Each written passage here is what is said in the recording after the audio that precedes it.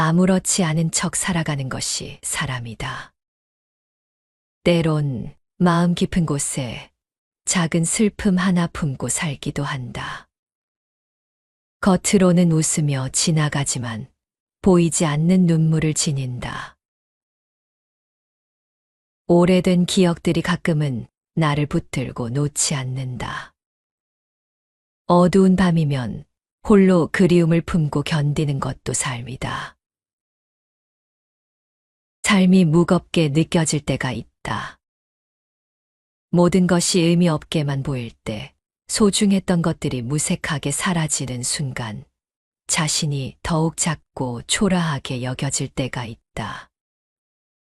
그토록 설레던 사랑도 시들해지고, 한때 즐기던 음악도 어느 날 지루해진다. 영원할 것 같던 친구로부터 서운함이 느껴질 때도 있다. 이 모든 순간들도 삶이기에 담담히 받아들이는 것이다. 그러나 이 순간들 역시 강물처럼 흘러가는 것이다. 잡으려 해도 결국 흘러가 버리고 마는 것이 순간이다. 붙잡지 못하는 것을 애써 붙잡으며 괴로워할 필요는 없다. 삶은 흘러가며 또 다른 모습으로 우리 앞에 나타나기 때문이다. 산길을 오르다 보면 인생을 닮았다는 생각을 한다. 힘들게 오른 뒤에 내려오는 길이 평화롭듯 우리 인생도 고통스러울수록 그 뒤에 행복이 깊어진다. 이 평범한 진리를 자주 잊고 산다. 조금 힘들다고 해서 중간에 포기하면 정상에서 보는 아름다운 풍경은 알 수가 없다. 그러니 너무 절망하지 마라. 기쁨도 슬픔도 지나가듯 하늘도 흐리다가 맑아지듯 인생도 그렇게 끝없이 변하고 움직인다. 가끔은 다른 이들의 삶을 조용히 바라보아라. 많이 가져서 행복한 것이 아니라 가진 것을 얼마나 따뜻하게 바라보는가에 따라 행복은 달라진다. 살아있다는 그 자체로 이미 충분한 축복이다. 이러한 이야기는 일본의 대표적인 에세이 작가 소노 아야코의 삶에서도 비슷하게 나타난다. 시력을 잃을 위기에서 그녀는 삶의 진정한 가치를 발견했다. 절망은 오히려 자신의 내면을 돌아보게 하고 타인의 아픔을 품게 했다. 그녀는 이후 가난하고 힘든 이들을 위해 마음을 다하며 더 큰 행복을 찾았다. 우리는 조금 다르게 사는 사람을 흔히 바보라 부른다. 그러나 진정 바보는 누구인가? 욕심과 경쟁 속에서 남과 비교하며 스스로를 잃는 사람이 진짜 바보일지 모른다. 톨스토이의 소설 속 주인공 이반은 세상의 기준으로는 미련한 사람이다. 그러나 권력과 재물을 쫓으며 불안에 떠는 형들과 달리 이반은 작은 것에서 행복을 찾는다. 도깨비들이 준 권력과 부귀영화조차 그의 소박한 행복을 빼앗지 못했다. 결국 그는 세상의 기준에 흔들리지 않고 자신만의 행복을 지켜낸 현명한 사람이었다. 진정한 삶의 가치는 남들의 시선이나 평가가 아닌 자신이 정한 의미에 달려 있다. 삶의 고난과 절망은 누구에게나 있지만 그것을 통해 진정한 행복과 희망을 발견할 수 있다. 이번에 소개할 책은 찬란한 문학의 문장들이다. 상처를 경험한 사람만이 인생의 아름다움을 발견할 수 있다. 작가들은 상처를 글로 승화하며 문학이라는 거울을 통해 우리에게 스스로를 객관적으로 바라볼 기회를 준다. 가장 숨기고 싶던 아픔, 반복되는 실패와 좌절, 이유 없이 찾아오는 공허함과 불안을 가장 정확하게 끄집어내고 다시 살아갈 힘을 건넨다. 때로 상처는 우리를 움츠러들게 하지만 외면하고 피하려 할수록 더 깊이 얽매이게 된다. 이럴 때 문학은 고된 일상 속 작은 위로가 된다. 절망 속에서도 묵묵히 곁을 지킨 작품들과 그 작가들의 궤적을 따라가다 보면 지친 하루에 따뜻한 위안을 얻을 수 있을 것이다. 마음의 힘으로 살아가는 법을 깨닫다. 소노 아야코. 나이 들매 지혜. 인생의 공통점은 불행이다. 살면서 행복이란 게 무엇인지 못 느껴본 사람은 있어도 자신이 불행하고 지금이 바로 절망의 때임을 깨닫지 못해본 사람은 없다. 시간이 흐르면 나아지리라는 위로도 허망하다.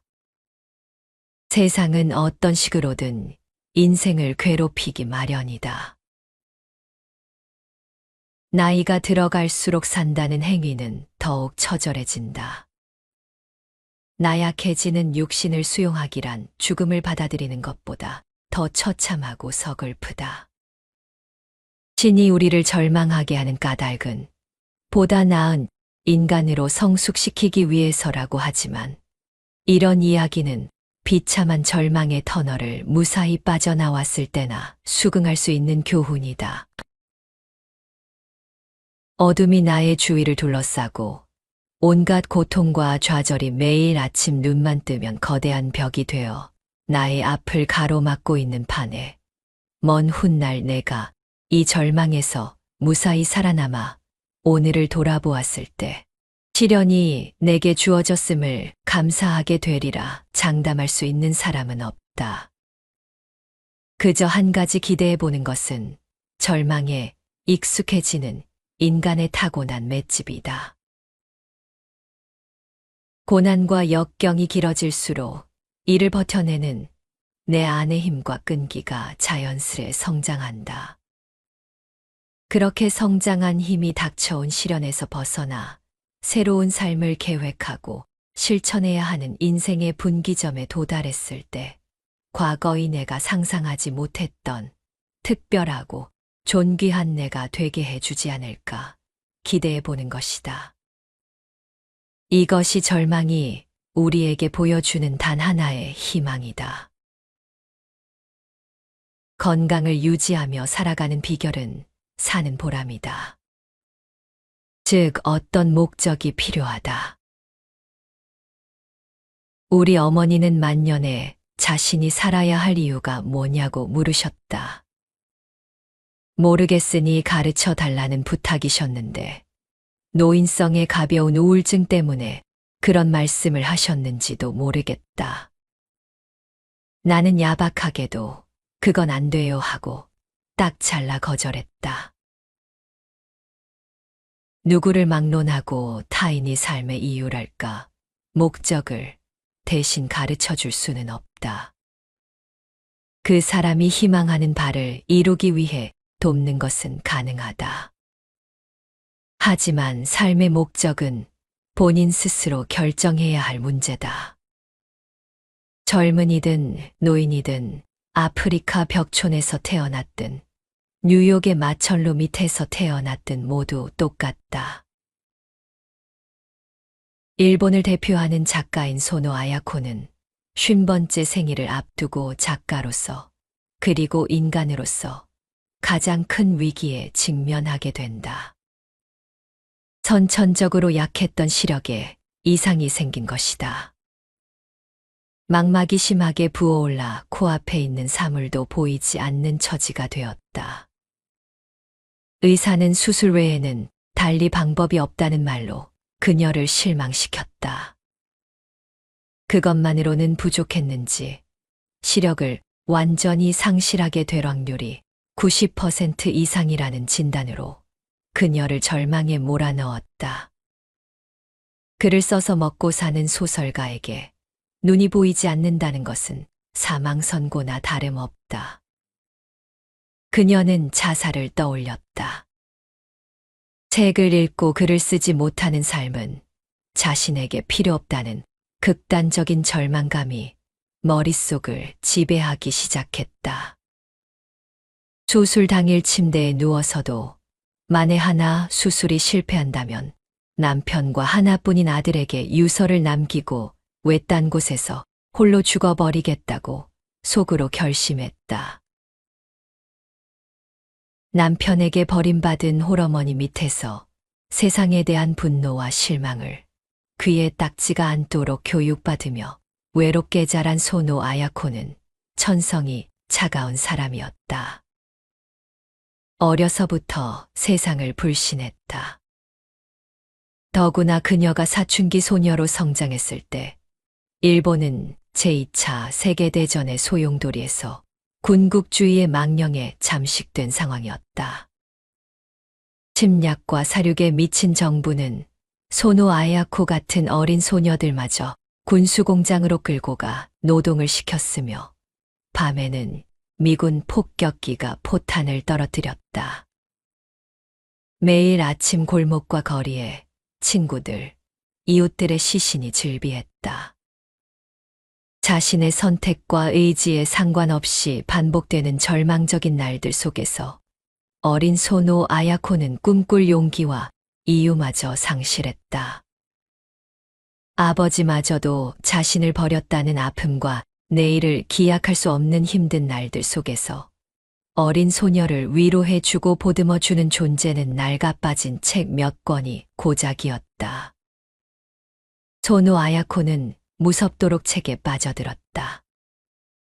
이웃집에 포탄이 떨어져 그녀가 사는 집까지 불길이 번진 위급한 상황에서도 책을 읽으며 방문을 나설 만큼 소노 아야코는 책이라는 세계에 깊이 빠져버렸다.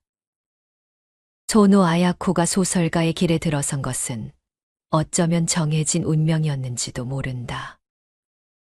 온 세상이 나를 무시하고 괴롭히는 와중에도 내가 쓴 글만은 무시하지 않고 읽어준다는 데서 그녀는 살아갈 목적과 희망을 희미하게나마 찾은 듯 싶었다.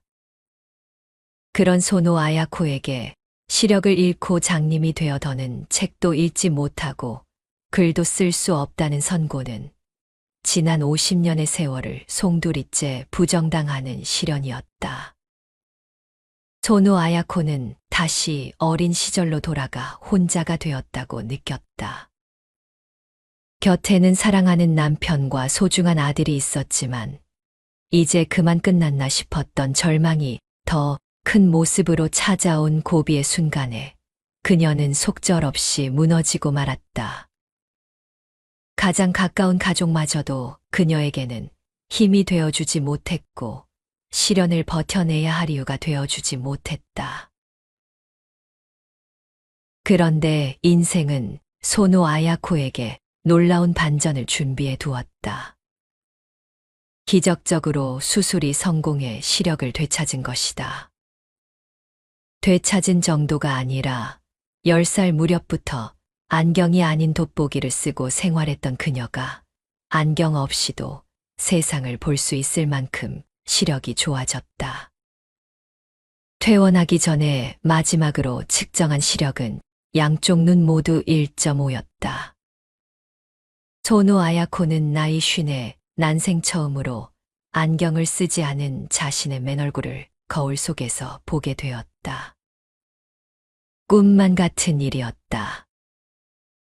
동시에 부끄럽고 두려운 결과였다.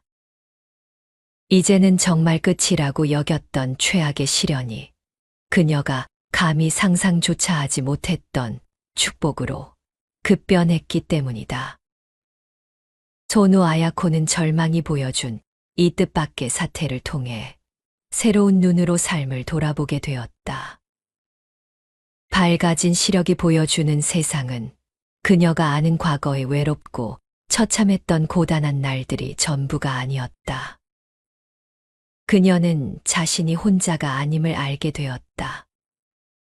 부친의 부재로부터 시작된 천연과도 같은 고독에서 벗어났다는 뜻이 아니다. 세상을 지배하는 절망이 나 혼자만의 것이 아님을 깨닫게 되었다는 말이다. 세상은 그 자체로 절망이며 인간은 죽음에 이르기 전까지 절망에 대항해 싸워 나간다. 이 싸움에서 자신처럼 쓰러져가는 이들을 위해 그녀는 남은 생애를 헌신하기로 결심했다. 이를 위해 신께서 자신의 어둡고 나약했던 눈동자를 빼앗아 밝고 희망찬 새로운 눈동자로 바꿔주셨다고 믿었다. 나이를 먹는다는 것은 멋진 경험이다. 위험한 곳에 가더라도 어차피 머지않아 죽게 될 나이이므로 자유롭고 평온하다. 어린 자녀가 기다리고 있다면 위험은 피하는 편이 좋다. 장년이더라도 부양할 가족이 있다면 위험을 무릅쓰는 모험은 피해야 한다. 아이들이 아직 대학생이라든가 대학은 졸업했어도 결혼할 때까지는 도와줘야 한다고 생각한다면 장년도 그리 자유로운 시기는 아니다. 하지만 노년이라면 상황이 다르다. 모든 족쇄에서 해방된 자유로운 처지이다. 아껴두었던 모험에 나설 시기이다. 그런 의미에서 인생의 모험이야말로 청년과 장년이 아닌 노년 기만의 특권이라고 생각한다. 그 믿음은 곧장 실천으로 이어져 현재 그녀는 일본을 대표하는 작가에서 일본을 대표하는 시민운동가로 손꼽히고 있다. 그녀의 봉사활동은 우리와도 인연이 깊다.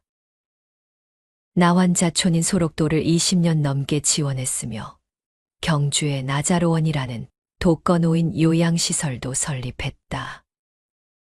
그리고 90이 훌쩍 넘은 나이에도 매년 아프리카로 날아가 빈민들을 위한 봉사활동을 쉬지 않는다. 그녀의 봉사는 단순히 돈만 지원하는 수준이 아니다. 전 세계 각지를 돌며 봉사활동을 펼친 과정에서 그녀는 70이 넘은 몸으로 2차례나 골절을 입었고 말라리아에 걸려 사경을 헤매기도 했다. 그럼에도 활동을 멈추지 않았다. 평생의 처음 스스로 선택한 고통이었기 때문이다. 놀라운 사실은 몸을 혹사해가며 봉사활동에 나설수록 그녀의 삶은 점점 더 행복해지고 삶에서 감사할 일들이 늘어난다는 것이었다. 적어도 우리는 오늘 저녁을 먹지 못해 굶어 죽을 걱정은 없다. 내일 마실 물이 떨어질까 염려하지도 않는다. 그런데 이 세계에서는 아직도 10명 중 6명이 우리가 기본 중의 기본으로 여기며 삶의 필수 조건으로 인정하는 것마저 망각한 환경을 1분도 누려보지 못한 채 사라져가고 있다. 물론 의식주가 인간의 행복을 결정짓는 절대적 가치는 아니다. 그녀도 한때는 단지 시력을 잃게 될지도 모른다는 걱정으로 자살을 계획하지 않았던가.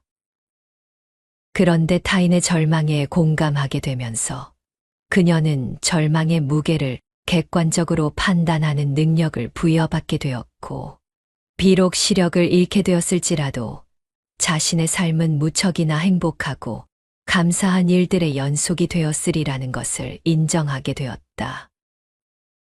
나의 절망이 가장 무겁고 나의 시련이 세상 그 어떤 고통과도 비교되지 않는 잔인한 장애라고 생각하는 것은 우물안 개구리라는 뜻이다. 우물 뚜껑 너머로 비춰지는 하늘이 우주의 전부라고 믿으며 살아가고 있다는 증거다. 실제로 우리를 괴롭히는 절망과 좌절 중 상당수는 우물 뚜껑 너머로 보이는 좁디 좁은 하늘에 불과한 경우가 많다. 세상은 우리가 인식하는 범위보다 훨씬 광대하다. 그 드넓은 세상에서 내 발뿌리를 아프게 하는 시련은 어쩌면 작은 돌멩이 하나쯤인지도 모른다. 돌멩이가 너무 작다면 가파른 언덕쯤 되겠다. 인간은 지구에서 가장 높다는 에베레스트도 정복했다. 산소통도 없이 해발 8,000m의 에베레스트를 올라가는 것보다는 오늘의 시련과 절망을 담담히 인내하고 극복하는 일이 더 쉬울 수도 있다. 현재의 고통과 실망이 인생에서 어떤 의미인가 제대로 확인하기 위해서는 극복해 봐야 한다.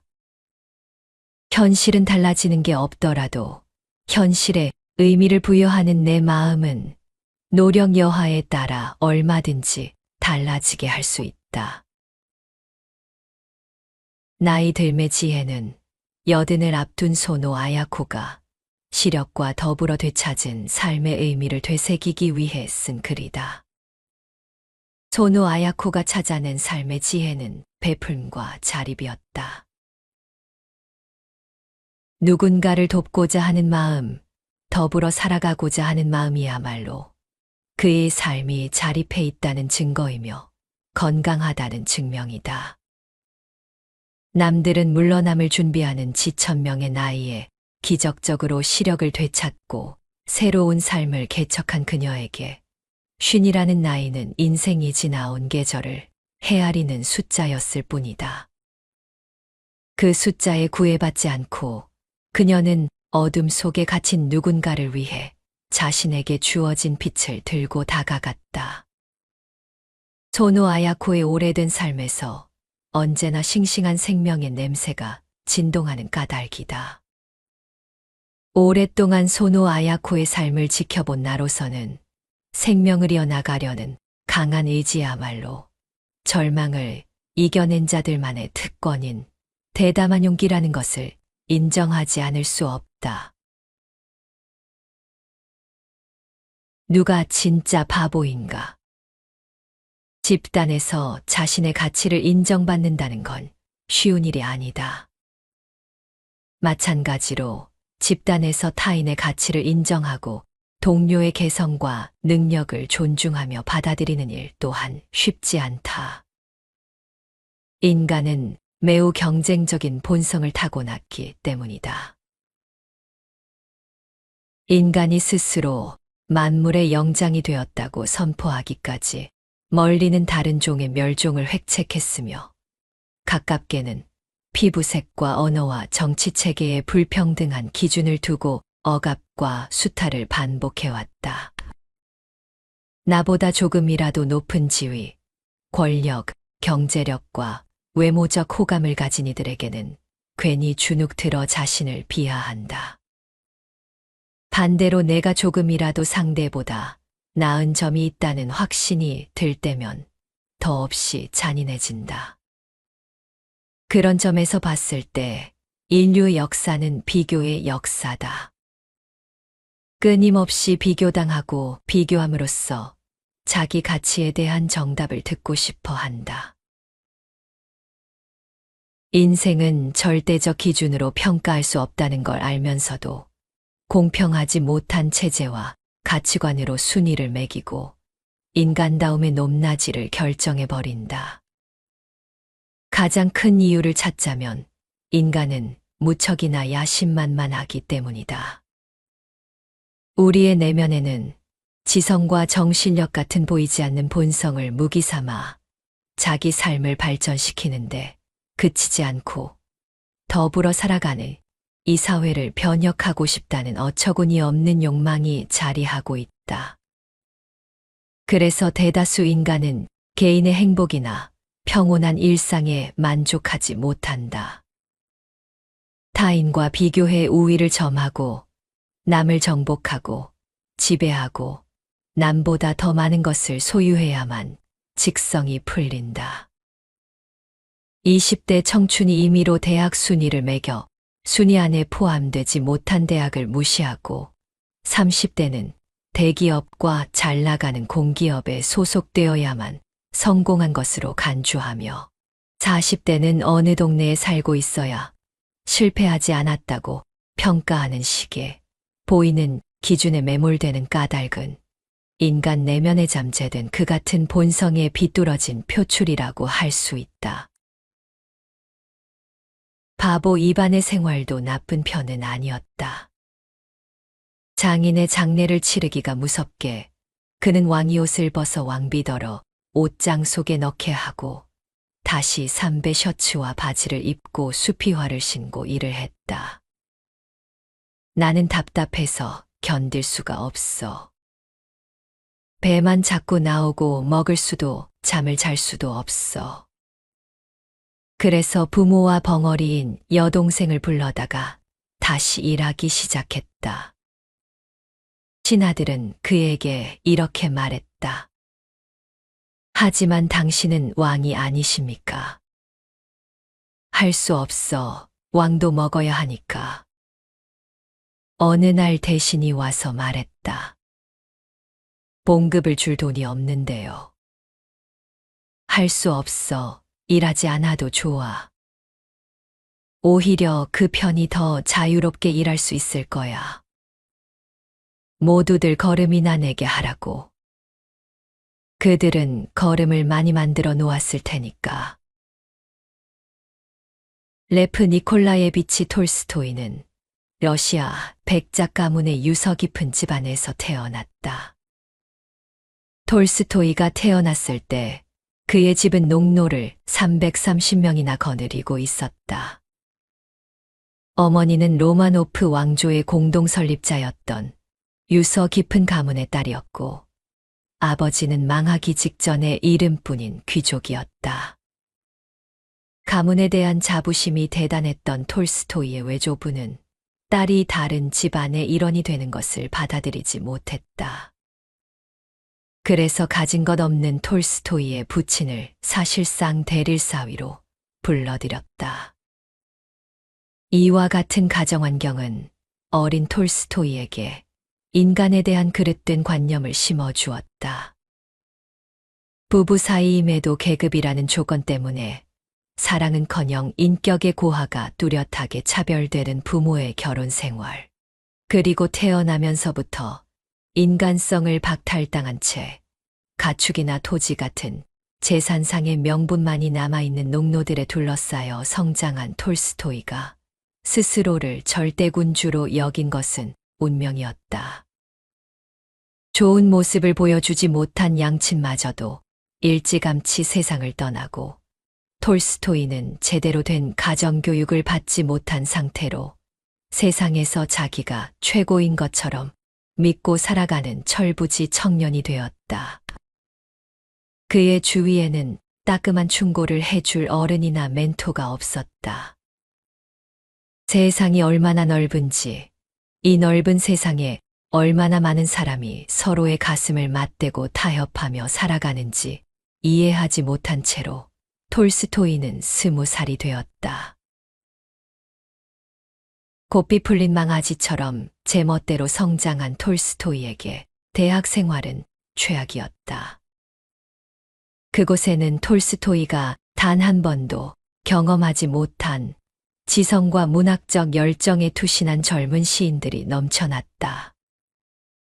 그들 사이에서 톨스토이가 내세울 수 있는 유일한 자존심은 지방 귀족 출신이라는 핏줄이 고작이었다. 겉으로는 동료 문학가들을 평민 출신 야만인이라고 비웃었지만 그들처럼 생각하고 쓰지 못하는 자신의 처지를 비판한 톨스토이는 대학을 중퇴하고 군대에 입대해버린다.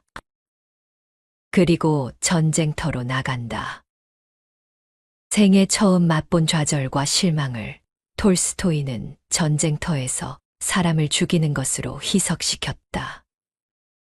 포병 부대에 자원하여 포탄에 사람 몸뚱이가 산산조각 나는데 희열을 느끼는가 하면 제대 후에는 사창가를 제 집 드나들 듯 배회했다.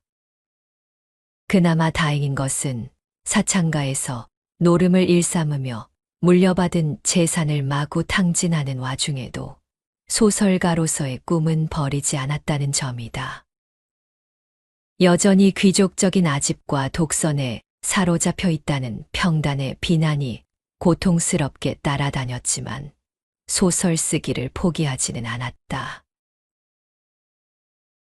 낯선 도시의 벅찬 경쟁 속에서 어렵사리 소설가로서 명성을 얻어갈 무렵 걷잡을 수 없는 방탕과 문란함으로 비범벅이 된 생활이 그를 쓰러뜨리고야 만다.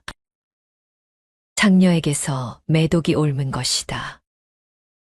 의사는 요양을 명령했다.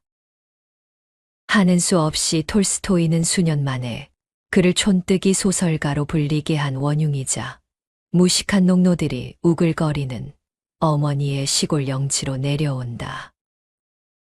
바보 이반의 삶을 꿈꾸게 된 것이다. 이반은 오늘날까지 살아있고 모든 사람이 그의 나라로 몰려오고 있다. 두 형도 그에게 찾아오자 이반은 그들을 먹여 살리고 있다. 누가 찾아와서 우리를 좀 먹여 살려주세요 하면 그는 이렇게 말했다. 그렇게 하세요. 와서 사세요. 우리 집에는 무엇이든 얼마든지 있으니까. 그러나 이 나라에는 꼭 하나의 관습이 있는데 손에 굳은 살이 박인 사람은 식탁에 앉아 식사를 하지만 굳은 살이 없는 사람은 남이 먹고 남긴 찌꺼기를 먹어야 한다. 이반은 벙어리 여동생과 부모님을 모시고 살아가는 농부다. 위로 출세한 형이 둘이나 있지만 그들은 가족을 돌볼 여력이 없다. 조금이라도 한눈을 팔았다간 언제 경쟁에서 도태되어 낭떠러지로 떠밀릴지 몰라 항상 겁에 질려 있다. 사람들은 그런 형들과 달리 새벽부터 밤늦게까지 땅을 잃고 가족을 먹여 살리는 이반을 바보라고 부른다. 그래도 이반은 자신의 희생으로 사랑하는 가족이 배불리 먹을 수 있다는 것이 행복하기만 하다. 이를 시기한 도깨비들은 이반에게 군대를 주고 공주와 결혼시켜 임금 자리를 물려받게 만든다. 왕이 되고 장군이 되어서 권력과 욕망에 물들어 망가져가는 모습을 보고 싶었던 것이다. 하지만 이반은 도깨비들의 예상과 다르게 여전히 농부로 남았다. 장군이 되어서도 왕이 되어서도 농사를 지었다. 왕이 앞장서서 농사를 지으니 백성들도 왕을 따라 농사를 지을 수밖에 없었다. 이반이 다스리는 나라는 곧 부자가 되었다. 바보 이반의 나라가 세상에서 가장 행복한 나라, 땅을 믿고 땀을 흘린 만큼 많이 거둘 수 있는 축복의 나라가 된 것이다. 바보 이반은 톨스토이가 그에게 새 삶을 깨우쳐준 농노들에게 바치는 헌사였다. 그리고 톨스토이가 꿈꿨던 정직한 세상의 모습이기도 했다. 러시아의 농노들은 톨스토이를 감동시켰고 톨스토이는 수많은 작품으로 세상을 감동시켰다. 땅이 사람을 감동시키고 사람이 그 땅을 보다 이롭게 변화시켜 다시금 땅을 감동시키는 것이다. 이를 위해 땀방울을 흘리는 것은 바보가 아니다. 그 귀한 수고를 하찮게 여기는 어리석음이야말로 진짜 바보다. 자기만의 가치를 지켜나가는 이들 중에는 유난히 바보로 불리는 이가 많다. 그들이 보여주는 고집스러운 행태가 때론 어리석음의 극치로 여겨지기도 한다. 그러나 세상을 좀 더 오랫동안 살아가다 보면 자연스레 깨닫는 진리가 있다. 남들과 나를 놓고 비교하여 당장의 결과와 모습이 내가 그들보다 못하다는 이유로 나는 약하고 어리석은 존재구나. 실망하는 사람들이야말로 불치의 바보라는 점이다. 세상에는 내가 나를 바보라고 부르는 경우가 없다. 나와 다르고 내가 이해할 수 없는 사람을 바보라고 부른다. 그리고 인생에서 나를 이해해주고 내가 지금 걷고 있는 이 길을 믿어주는 사람은 오직 나 한 사람뿐이다. 소설에서 이반은 스스로 나는 바보다라고 고백하지 않았다. 그의 형제들이, 세상 사람들이 이반을 바보라고 불렀다. 하지만 이반은 자신의 나라에서 왕이 되었으며 그의 나라에서는 모두가 행복해졌다. 바보로 불릴지언정 나만의 세계에서 자유로울 수 있다면 그보다 더 큰 행복은 아마도 없으리라. 우리 모두는 살면서 절망과 불행을 경험하게 된다. 누구도 완벽한 행복만을 경험하며 살아가지 않는다. 나이가 들수록 삶이 주는 절망과 고통은 더 깊고 크게 느껴지기 마련이다. 몸이 약해지고 육신이 노쇠해질 때면 우리는 삶의 무력함과 마주하게 된다. 그러나 중요한 것은 이 절망을 대하는 우리의 마음이다. 소노 아야코는 삶의 가장 큰 위기였던 시력 상실 위기 앞에서 극도의 절망을 느꼈다. 그러나 기적적으로 시력을 회복한 뒤 그녀는 절망 속에서 더 큰 희망을 발견했다. 자신의 고통을 통해 타인의 고통을 바라보는 시선이 열렸고 자신만을 위한 삶이 아니라 타인을 위한 삶으로 변화하기 시작했다. 톨스토이의 소설 바보 이반에 등장하는 이반 역시 마찬가지이다. 그는 세상의 눈에는 어리석고 부족한 사람으로 비쳤다. 형제들은 성공과 권력에 집착하며 불안에 떨었지만 이반은 땅을 일구고 가족과 함께 소박하게 살아가는 것에 만족했다. 도깨비들이 이반을 망가뜨리기 위해 왕으로 만들었을 때조차 그는 소박한 행복을 잃지 않고 다시 농부의 삶으로 돌아갔다. 결국 이반은 세상의 기준을 따르지 않고 자신만의 삶의 가치를 지키며 진정한 행복을 이루었다. 소노 아야코와 이반의 이야기를 통해 우리는 중요한 교훈을 얻을 수 있다. 절망은 때로 우리에게 삶의 새로운 방향을 제시해 준다. 삶의 고난과 역경은 결코 무의미하지 않다. 오히려 그것은 우리가 스스로의 내면을 돌아보게 하고 세상을 향한 더 넓은 시야를 열어준다. 그러므로 지금 내가 겪고 있는 시련이 끝없는 절망처럼 느껴진다면 그것을 새로운 삶의 계기로 삼아보자. 타인의 고통에 귀를 기울이고 그들의 아픔을 나의 것으로 공감해보는 시간을 가져보자. 주변 사람들과 따뜻한 마음으로 관계를 맺고 스스로 삶의 목적과 의미를 찾아가는 여정을 시작해보자. 삶의 목적은 누군가가 대신 찾아줄 수 있는 것이 아니다. 우리가 직접 찾아야 하는 것이다. 삶에서 희망을 찾는 것은 거창한 무엇이 아니다. 작은 일에서도 의미를 발견하고 감사하며 살아가는 것이다. 그러한 삶이 바로 진정한 행복이다. 절망과 고통이 찾아왔을 때 스스로에게 질문해 보자. 나의 삶에서 진정 소중한 것은 무엇인지, 내가 진정으로 원하는 삶은 어떤 것인지 말이다.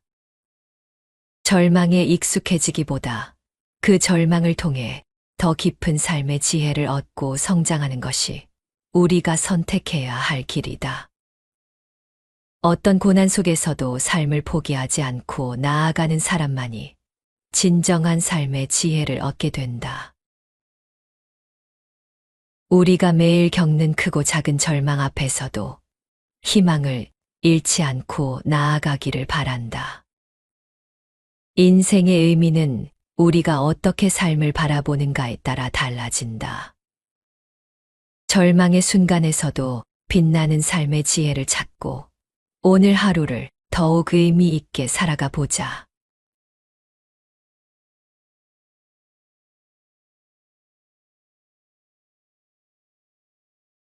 아무렇지 않은 척 살아가는 것이 사람이다.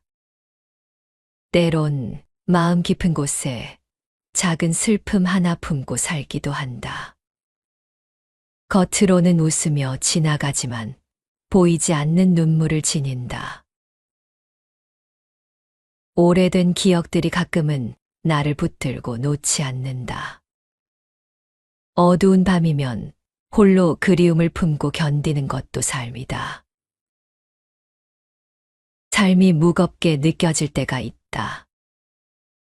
모든 것이 의미 없게만 보일 때, 소중했던 것들이 무색하게 사라지는 순간, 자신이 더욱 작고 초라하게 여겨질 때가 있다. 그토록 설레던 사랑도 시들해지고, 한때 즐기던 음악도 어느 날 지루해진다.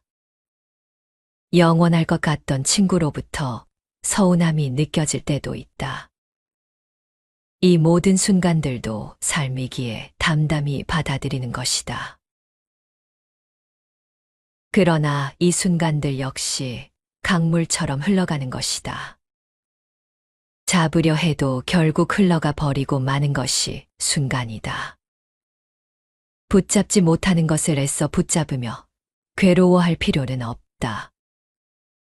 삶은 흘러가며 또 다른 모습으로 우리 앞에 나타나기 때문이다. 산길을 오르다 보면 인생을 닮았다는 생각을 한다. 힘들게 오른 뒤에 내려오는 길이 평화롭듯 우리 인생도 고통스러울수록 그 뒤에 행복이 깊어진다. 이 평범한 진리를 자주 잊고 산다. 조금 힘들다고 해서 중간에 포기하면 정상에서 보는 아름다운 풍경은 알 수가 없다. 그러니 너무 절망하지 마라. 기쁨도 슬픔도 지나가듯 하늘도 흐리다가 맑아지듯 인생도 그렇게 끝없이 변하고 움직인다. 가끔은 다른 이들의 삶을 조용히 바라보아라. 많이 가져서 행복한 것이 아니라 가진 것을 얼마나 따뜻하게 바라보는가에 따라 행복은 달라진다. 살아있다는 그 자체로 이미 충분한 축복이다. 이러한 이야기는 일본의 대표적인 에세이 작가 소노 아야코의 삶에서도 비슷하게 나타난다. 시력을 잃을 위기에서 그녀는 삶의 진정한 가치를 발견했다. 절망은 오히려 자신의 내면을 돌아보게 하고 타인의 아픔을 품게 했다. 그녀는 이후 가난하고 힘든 이들을 위해 마음을 다하며 더 큰 행복을 찾았다. 우리는 조금 다르게 사는 사람을 흔히 바보라 부른다. 그러나 진정 바보는 누구인가? 욕심과 경쟁 속에서 남과 비교하며 스스로를 잃는 사람이 진짜 바보일지 모른다. 톨스토이의 소설 속 주인공 이반은 세상의 기준으로는 미련한 사람이다. 그러나 권력과 재물을 쫓으며 불안에 떠는 형들과 달리 이반은 작은 것에서 행복을 찾는다. 도깨비들이 준 권력과 부귀영화조차 그의 소박한 행복을 빼앗지 못했다. 결국 그는 세상의 기준에 흔들리지 않고 자신만의 행복을 지켜낸 현명한 사람이었다. 진정한 삶의 가치는 남들의 시선이나 평가가 아닌 자신이 정한 의미에 달려 있다. 삶의 고난과 절망은 누구에게나 있지만 그것을 통해 진정한 행복과 희망을 발견할 수 있다. 이번에 소개할 책은 찬란한 문학의 문장들이다. 상처를 경험한 사람만이 인생의 아름다움을 발견할 수 있다. 작가들은 상처를 글로 승화하며 문학이라는 거울을 통해 우리에게 스스로를 객관적으로 바라볼 기회를 준다. 가장 숨기고 싶던 아픔, 반복되는 실패와 좌절, 이유 없이 찾아오는 공허함과 불안을 가장 정확하게 끄집어내고 다시 살아갈 힘을 건넨다. 때로 상처는 우리를 움츠러들게 하지만 외면하고 피하려 할수록 더 깊이 얽매이게 된다. 이럴 때 문학은 고된 일상 속 작은 위로가 된다. 절망 속에서도 묵묵히 곁을 지킨 작품들과 그 작가들의 궤적을 따라가다 보면 지친 하루에 따뜻한 위안을 얻을 수 있을 것이다. 마음의 힘으로 살아가는 법을 깨닫다. 소노 아야코. 나이 들매 지혜. 인생의 공통점은 불행이다. 살면서 행복이란 게 무엇인지 못 느껴본 사람은 있어도 자신이 불행하고 지금이 바로 절망의 때임을 깨닫지 못해본 사람은 없다. 시간이 흐르면 나아지리라는 위로도 허망하다. 세상은 어떤 식으로든 인생을 괴롭히기 마련이다.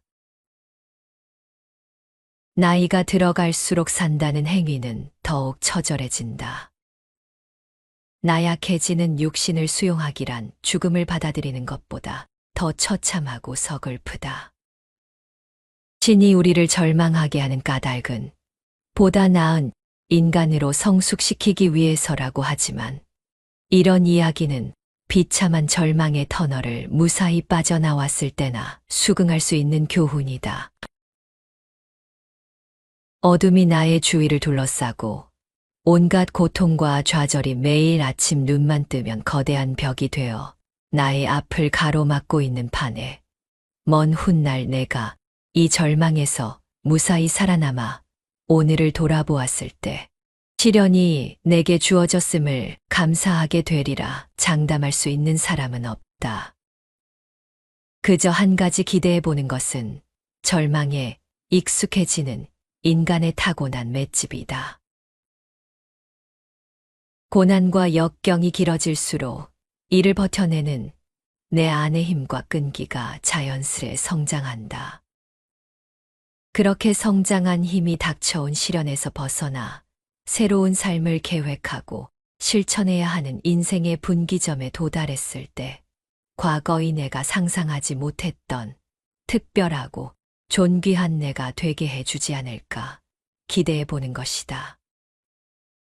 이것이 절망이 우리에게 보여주는 단 하나의 희망이다. 건강을 유지하며 살아가는 비결은 사는 보람이다. 즉, 어떤 목적이 필요하다. 우리 어머니는 만년에 자신이 살아야 할 이유가 뭐냐고 물으셨다. 모르겠으니 가르쳐 달라는 부탁이셨는데 노인성의 가벼운 우울증 때문에 그런 말씀을 하셨는지도 모르겠다. 나는 야박하게도 그건 안 돼요 하고 딱 잘라 거절했다.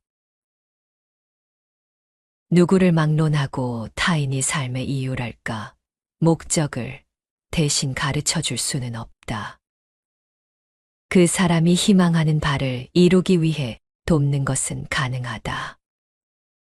하지만 삶의 목적은 본인 스스로 결정해야 할 문제다. 젊은이든 노인이든 아프리카 벽촌에서 태어났든 뉴욕의 마천루 밑에서 태어났든 모두 똑같다. 일본을 대표하는 작가인 소노 아야코는 50번째 생일을 앞두고 작가로서 그리고 인간으로서 가장 큰 위기에 직면하게 된다. 선천적으로 약했던 시력에 이상이 생긴 것이다. 망막이 심하게 부어올라 코앞에 있는 사물도 보이지 않는 처지가 되었다. 의사는 수술 외에는 달리 방법이 없다는 말로 그녀를 실망시켰다. 그것만으로는 부족했는지 시력을 완전히 상실하게 될 확률이 90% 이상이라는 진단으로 그녀를 절망에 몰아넣었다. 글을 써서 먹고 사는 소설가에게 눈이 보이지 않는다는 것은 사망 선고나 다름없다. 그녀는 자살을 떠올렸다. 책을 읽고 글을 쓰지 못하는 삶은 자신에게 필요 없다는 극단적인 절망감이 머릿속을 지배하기 시작했다. 수술 당일 침대에 누워서도 만에 하나 수술이 실패한다면 남편과 하나뿐인 아들에게 유서를 남기고 외딴 곳에서 홀로 죽어버리겠다고 속으로 결심했다. 남편에게 버림받은 홀어머니 밑에서 세상에 대한 분노와 실망을 귀에 딱지가 않도록 교육받으며 외롭게 자란 소노 아야코는 천성이 차가운 사람이었다. 어려서부터 세상을 불신했다. 더구나 그녀가 사춘기 소녀로 성장했을 때 일본은 제2차 세계대전의 소용돌이에서 군국주의의 망령에 잠식된 상황이었다. 침략과 사륙에 미친 정부는 소노 아야코 같은 어린 소녀들마저 군수공장으로 끌고 가 노동을 시켰으며 밤에는 미군 폭격기가 포탄을 떨어뜨렸다. 매일 아침 골목과 거리에 친구들, 이웃들의 시신이 즐비했다. 자신의 선택과 의지에 상관없이 반복되는 절망적인 날들 속에서 어린 소노 아야코는 꿈꿀 용기와 이유마저 상실했다.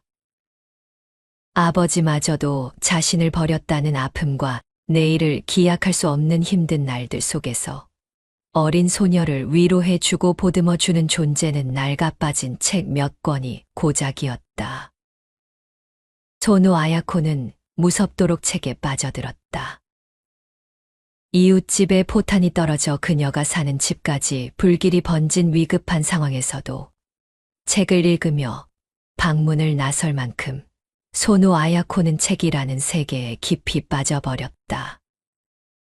소노 아야코가 소설가의 길에 들어선 것은 어쩌면 정해진 운명이었는지도 모른다.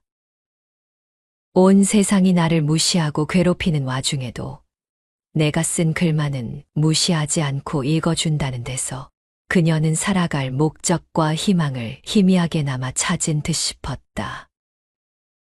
그런 소노 아야코에게 시력을 잃고 장님이 되어 더는 책도 읽지 못하고 글도 쓸 수 없다는 선고는 지난 50년의 세월을 송두리째 부정당하는 시련이었다.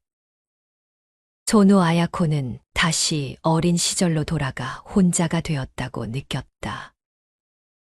곁에는 사랑하는 남편과 소중한 아들이 있었지만 이제 그만 끝났나 싶었던 절망이 더 큰 모습으로 찾아온 고비의 순간에 그녀는 속절없이 무너지고 말았다. 가장 가까운 가족마저도 그녀에게는 힘이 되어주지 못했고 시련을 버텨내야 할 이유가 되어주지 못했다. 그런데 인생은 소노 아야코에게 놀라운 반전을 준비해 두었다. 기적적으로 수술이 성공해 시력을 되찾은 것이다. 되찾은 정도가 아니라 10살 무렵부터 안경이 아닌 돋보기를 쓰고 생활했던 그녀가 안경 없이도 세상을 볼 수 있을 만큼 시력이 좋아졌다. 퇴원하기 전에 마지막으로 측정한 시력은 양쪽 눈 모두 1.5였다. 소노 아야코는 나이 50에 난생 처음으로 안경을 쓰지 않은 자신의 맨얼굴을 거울 속에서 보게 되었다. 꿈만 같은 일이었다. 동시에 부끄럽고 두려운 결과였다. 이제는 정말 끝이라고 여겼던 최악의 시련이 그녀가 감히 상상조차 하지 못했던 축복으로 급변했기 때문이다. 소노 아야코는 절망이 보여준 이 뜻밖의 사태를 통해 새로운 눈으로 삶을 돌아보게 되었다. 밝아진 시력이 보여주는 세상은 그녀가 아는 과거의 외롭고 처참했던 고단한 날들이 전부가 아니었다. 그녀는 자신이 혼자가 아님을 알게 되었다. 부친의 부재로부터 시작된 천연과도 같은 고독에서 벗어났다는 뜻이 아니다. 세상을 지배하는 절망이 나 혼자만의 것이 아님을 깨닫게 되었다는 말이다. 세상은 그 자체로 절망이며 인간은 죽음에 이르기 전까지 절망에 대항해 싸워 나간다. 이 싸움에서 자신처럼 쓰러져가는 이들을 위해 그녀는 남은 생애를 헌신하기로 결심했다.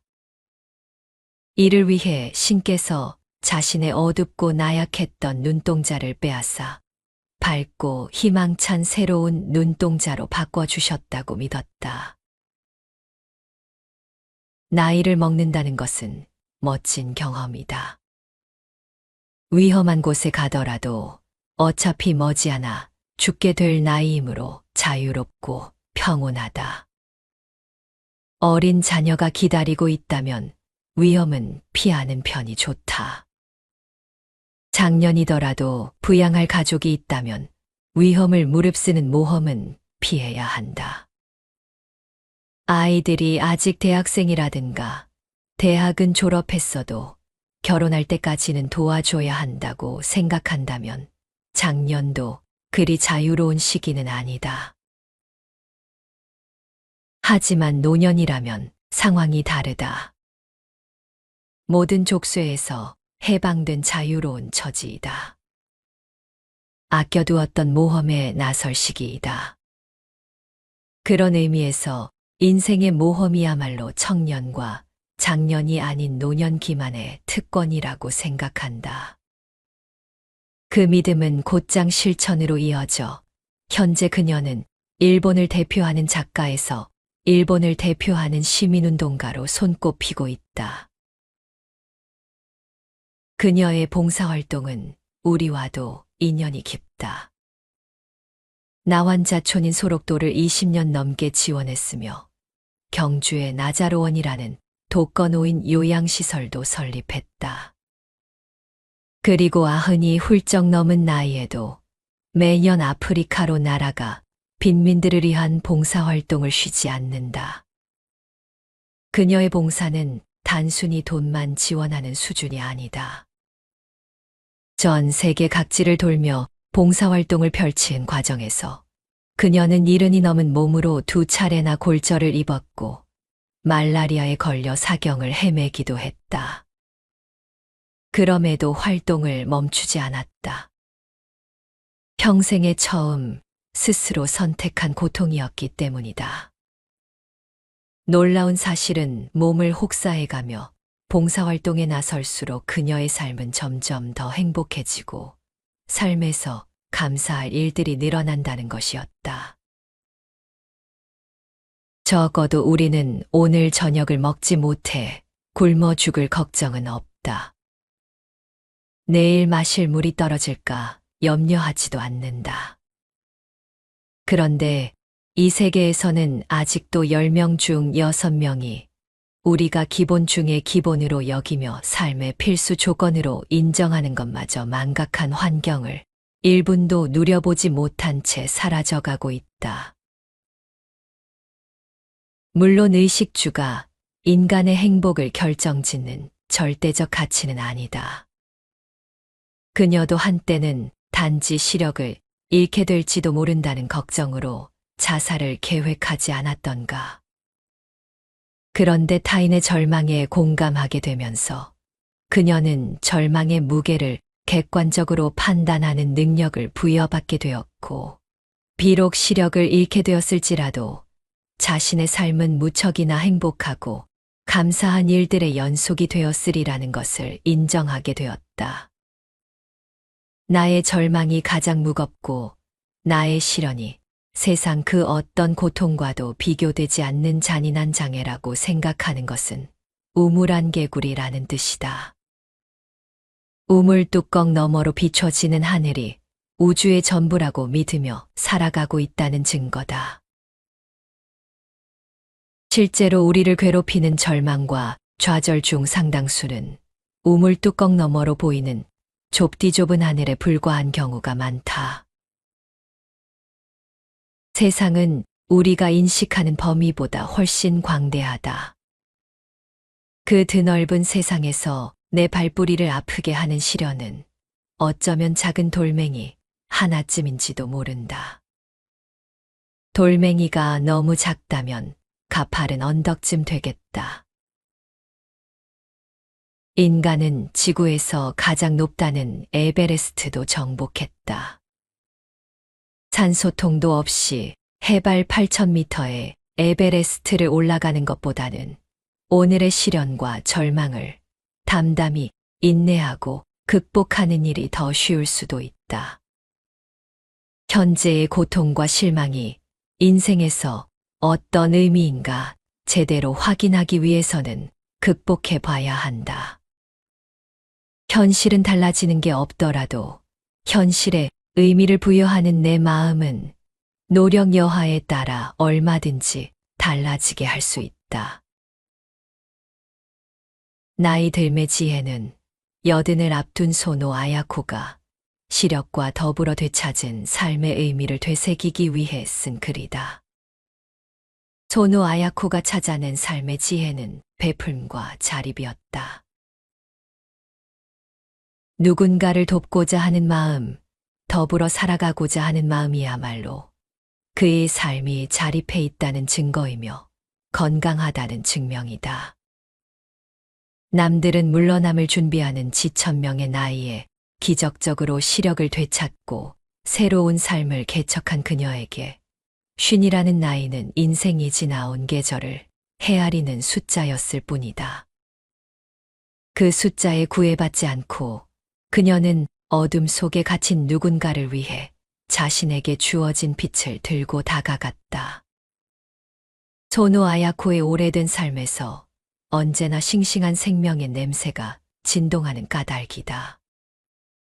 오랫동안 소노 아야코의 삶을 지켜본 나로서는 생명을 이어나가려는 강한 의지야말로 절망을 이겨낸 자들만의 특권인 대담한 용기라는 것을 인정하지 않을 수 없다.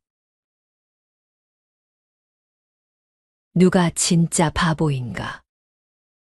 집단에서 자신의 가치를 인정받는다는 건 쉬운 일이 아니다. 마찬가지로 집단에서 타인의 가치를 인정하고 동료의 개성과 능력을 존중하며 받아들이는 일 또한 쉽지 않다. 인간은 매우 경쟁적인 본성을 타고났기 때문이다.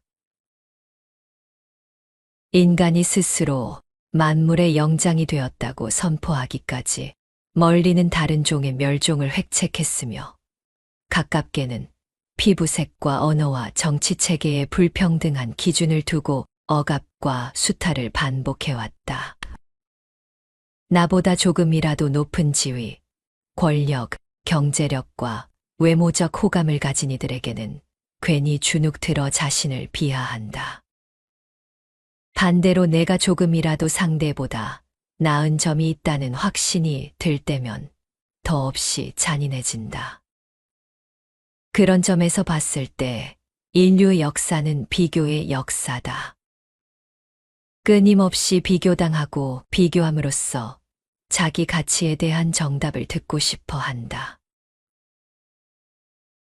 인생은 절대적 기준으로 평가할 수 없다는 걸 알면서도 공평하지 못한 체제와 가치관으로 순위를 매기고 인간다움의 높낮이를 결정해버린다. 가장 큰 이유를 찾자면 인간은 무척이나 야심만만하기 때문이다. 우리의 내면에는 지성과 정신력 같은 보이지 않는 본성을 무기 삼아 자기 삶을 발전시키는데 그치지 않고 더불어 살아가는 이 사회를 변혁하고 싶다는 어처구니 없는 욕망이 자리하고 있다. 그래서 대다수 인간은 개인의 행복이나 평온한 일상에 만족하지 못한다. 타인과 비교해 우위를 점하고 남을 정복하고 지배하고 남보다 더 많은 것을 소유해야만 직성이 풀린다. 20대 청춘이 임의로 대학 순위를 매겨 순위 안에 포함되지 못한 대학을 무시하고 30대는 대기업과 잘 나가는 공기업에 소속되어야만 성공한 것으로 간주하며 40대는 어느 동네에 살고 있어야 실패하지 않았다고 평가하는 식의 보이는 기준에 매몰되는 까닭은 인간 내면에 잠재된 그 같은 본성에 비뚤어진 표출이라고 할 수 있다. 바보 이반의 생활도 나쁜 편은 아니었다. 장인의 장례를 치르기가 무섭게 그는 왕이옷을 벗어 왕비더러 옷장 속에 넣게 하고 다시 삼배 셔츠와 바지를 입고 수피화를 신고 일을 했다. 나는 답답해서 견딜 수가 없어. 배만 자꾸 나오고 먹을 수도 잠을 잘 수도 없어. 그래서 부모와 벙어리인 여동생을 불러다가 다시 일하기 시작했다. 친아들은 그에게 이렇게 말했다. 하지만 당신은 왕이 아니십니까? 할 수 없어. 왕도 먹어야 하니까. 어느 날 대신이 와서 말했다. 봉급을 줄 돈이 없는데요. 할 수 없어. 일하지 않아도 좋아. 오히려 그 편이 더 자유롭게 일할 수 있을 거야. 모두들 걸음이나 내게 하라고. 그들은 걸음을 많이 만들어 놓았을 테니까.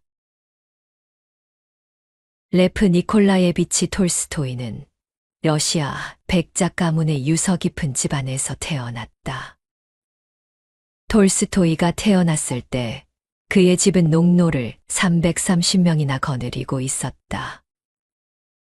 어머니는 로마노프 왕조의 공동 설립자였던 유서 깊은 가문의 딸이었고 아버지는 망하기 직전의 이름뿐인 귀족이었다. 가문에 대한 자부심이 대단했던 톨스토이의 외조부는 딸이 다른 집안의 일원이 되는 것을 받아들이지 못했다. 그래서 가진 것 없는 톨스토이의 부친을 사실상 대릴사위로 불러들였다. 이와 같은 가정환경은 어린 톨스토이에게 인간에 대한 그릇된 관념을 심어주었다.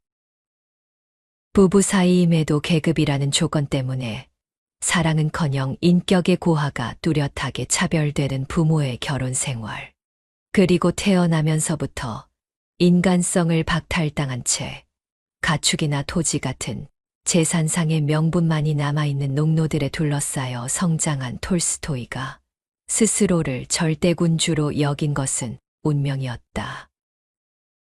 좋은 모습을 보여주지 못한 양친마저도 일찌감치 세상을 떠나고 톨스토이는 제대로 된 가정교육을 받지 못한 상태로 세상에서 자기가 최고인 것처럼 믿고 살아가는 철부지 청년이 되었다. 그의 주위에는 따끔한 충고를 해줄 어른이나 멘토가 없었다. 세상이 얼마나 넓은지, 이 넓은 세상에 얼마나 많은 사람이 서로의 가슴을 맞대고 타협하며 살아가는지 이해하지 못한 채로 톨스토이는 20살이 되었다. 고삐 풀린 망아지처럼 제멋대로 성장한 톨스토이에게 대학 생활은 최악이었다. 그곳에는 톨스토이가 단 한 번도 경험하지 못한 지성과 문학적 열정에 투신한 젊은 시인들이 넘쳐났다. 그들 사이에서 톨스토이가 내세울 수 있는 유일한 자존심은 지방 귀족 출신이라는 핏줄이 고작이었다. 겉으로는 동료 문학가들을 평민 출신 야만인이라고 비웃었지만 그들처럼 생각하고 쓰지 못하는 자신의 처지를 비판한 톨스토이는 대학을 중퇴하고 군대에 입대해버린다. 그리고 전쟁터로 나간다. 생애 처음 맛본 좌절과 실망을 톨스토이는 전쟁터에서 사람을 죽이는 것으로 희석시켰다. 포병 부대에 자원하여 포탄에 사람 몸뚱이가 산산조각 나는데 희열을 느끼는가 하면 제대 후에는 사창가를 제 집 드나들듯 배회했다. 그나마 다행인 것은 사창가에서 노름을 일삼으며 물려받은 재산을 마구 탕진하는 와중에도 소설가로서의 꿈은 버리지 않았다는 점이다. 여전히 귀족적인 아집과 독선에 사로잡혀 있다는 평단의 비난이 고통스럽게 따라다녔지만 소설 쓰기를 포기하지는 않았다. 낯선 도시의 벅찬 경쟁 속에서 어렵사리 소설가로서 명성을 얻어갈 무렵 걷잡을 수 없는 방탕과 문란함으로 비범벅이 된 생활이 그를 쓰러뜨리고야 만다. 창녀에게서 매독이 옮은 것이다. 의사는 요양을 명령했다. 하는 수 없이 톨스토이는 수년 만에 그를 촌뜨기 소설가로 불리게 한 원흉이자 무식한 농노들이 우글거리는 어머니의 시골 영지로 내려온다. 바보 이반의 삶을 꿈꾸게 된 것이다. 이반은 오늘날까지 살아있고 모든 사람이 그의 나라로 몰려오고 있다. 두 형도 그에게 찾아오자 이반은 그들을 먹여 살리고 있다. 누가 찾아와서 우리를 좀 먹여 살려주세요 하면 그는 이렇게 말했다. 그렇게 하세요. 와서 사세요. 우리 집에는 무엇이든 얼마든지 있으니까. 그러나 이 나라에는 꼭 하나의 관습이 있는데 손에 굳은 살이 박인 사람은 식탁에 앉아 식사를 하지만 굳은 살이 없는 사람은 남이 먹고 남긴 찌꺼기를 먹어야 한다. 이반은 벙어리 여동생과 부모님을 모시고 살아가는 농부다. 위로 출세한 형이 둘이나 있지만 그들은 가족을 돌볼 여력이 없다. 조금이라도 한눈을 팔았다간 언제 경쟁에서 도태되어 낭떠러지로 떠밀릴지 몰라 항상 겁에 질려 있다. 사람들은 그런 형들과 달리 새벽부터 밤늦게까지 땅을 읽고 가족을 먹여 살리는 이반을 바보라고 부른다. 그래도 이반은 자신의 희생으로 사랑하는 가족이 배불리 먹을 수 있다는 것이 행복하기만 하다. 이를 시기한 도깨비들은 이반에게 군대를 주고 공주와 결혼시켜 임금 자리를 물려받게 만든다. 왕이 되고 장군이 되어서 권력과 욕망에 물들어 망가져가는 모습을 보고 싶었던 것이다. 하지만 이반은 도깨비들의 예상과 다르게 여전히 농부로 남았다. 장군이 되어서도 왕이 되어서도 농사를 지었다.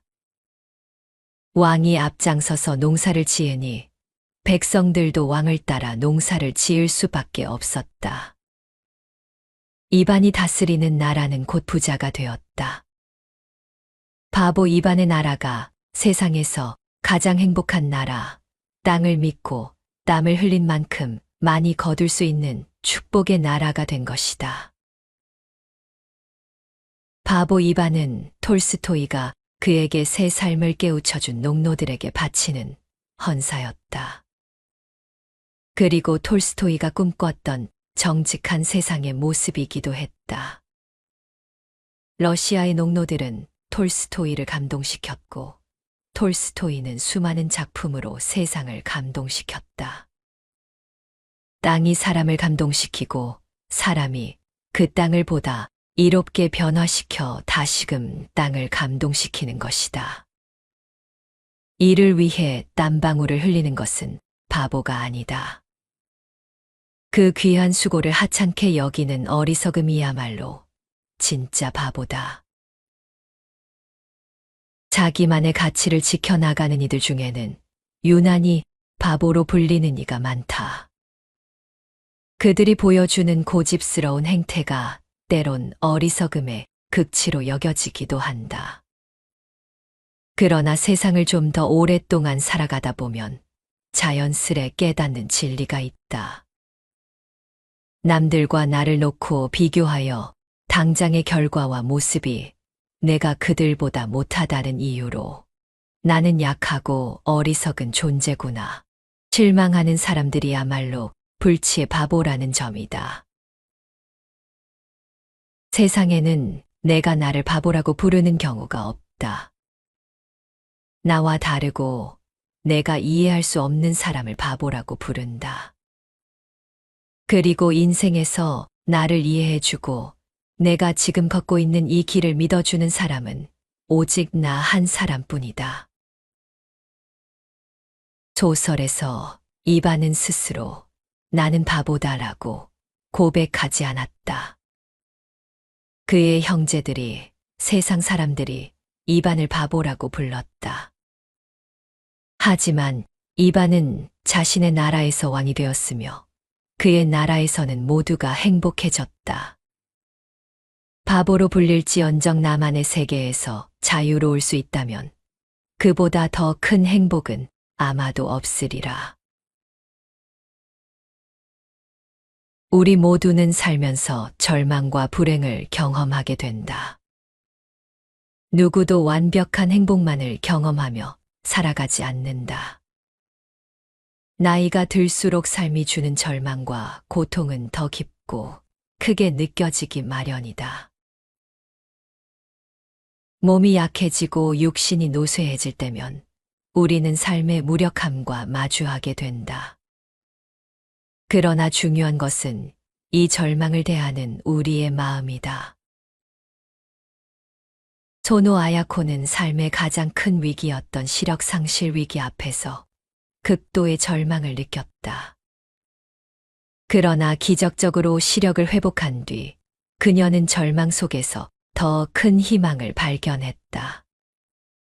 자신의 고통을 통해 타인의 고통을 바라보는 시선이 열렸고 자신만을 위한 삶이 아니라 타인을 위한 삶으로 변화하기 시작했다. 톨스토이의 소설 바보 이반에 등장하는 이반 역시 마찬가지이다. 그는 세상의 눈에는 어리석고 부족한 사람으로 비쳤다. 형제들은 성공과 권력에 집착하며 불안에 떨었지만 이반은 땅을 일구고 가족과 함께 소박하게 살아가는 것에 만족했다.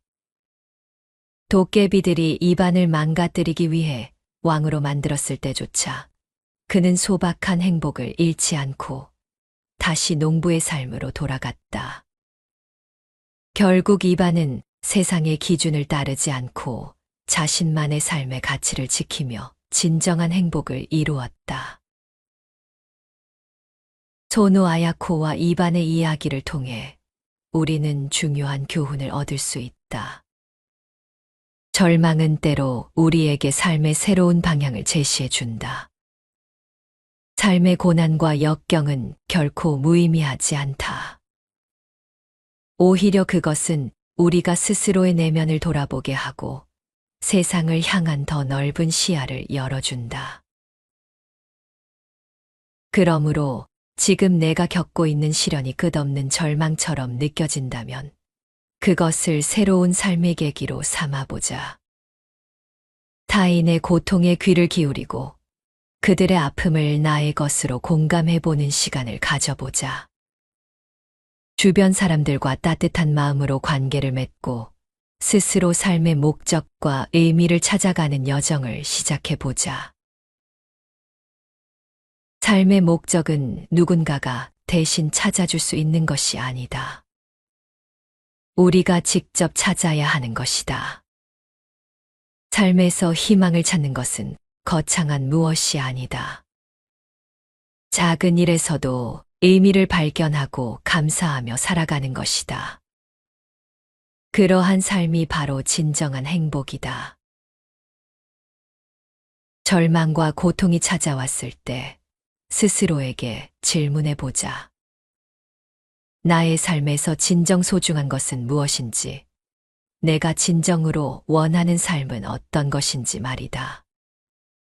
절망에 익숙해지기보다 그 절망을 통해 더 깊은 삶의 지혜를 얻고 성장하는 것이 우리가 선택해야 할 길이다. 어떤 고난 속에서도 삶을 포기하지 않고 나아가는 사람만이 진정한 삶의 지혜를 얻게 된다. 우리가 매일 겪는 크고 작은 절망 앞에서도 희망을 잃지 않고 나아가기를 바란다. 인생의 의미는 우리가 어떻게 삶을 바라보는가에 따라 달라진다. 절망의 순간에서도 빛나는 삶의 지혜를 찾고 오늘 하루를 더욱 의미 있게 살아가 보자.